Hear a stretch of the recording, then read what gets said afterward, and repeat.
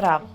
Денес низ неколку чекори ќе ви покажеме како да објавите неважечко свидетелство. Податоците за име, презиме, одделение, година и училиште кое го има издадено свидетелството, кое сакате да го објавите за неважечко, мора да е како во оригиналното свидетелство кое се пријавува.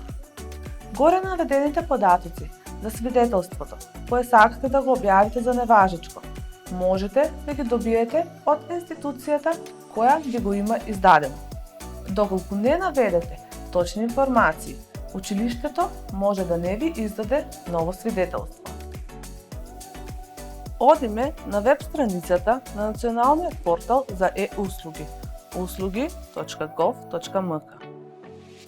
Натискаме Најави се и ни се отвара делот за најавување, каде претходно сме веќе регистрирани.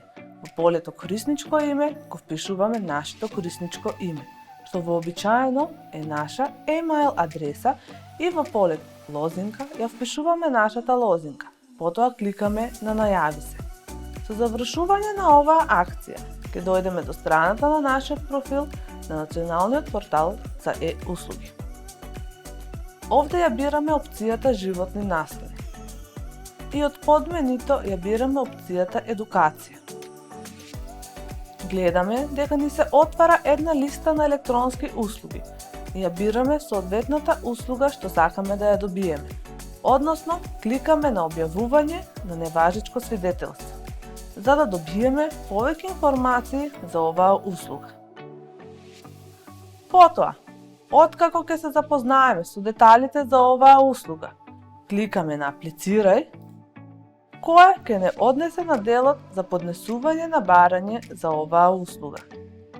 Овде, од паѓачкото мени, избираме јазик, при што со изборот на јазик започнува процесот на вчитување на нашите податоци и креирање на барањето за електронската услуга. По вчитувањето на нашите податоци, порталот за оваа услуга ни бара да продолжиме надолу со пополнување на празните полиња, односно опис, број на свидетелство и институција која го издала свидетелството. Следен чекор е да се кликне на Поднеси, при што ни се покажува веќе креираното барање, и следен чекор е да се кликне на Потврди. Постои и опција да се зачува веќе креираното барање за покасно да се поднесе.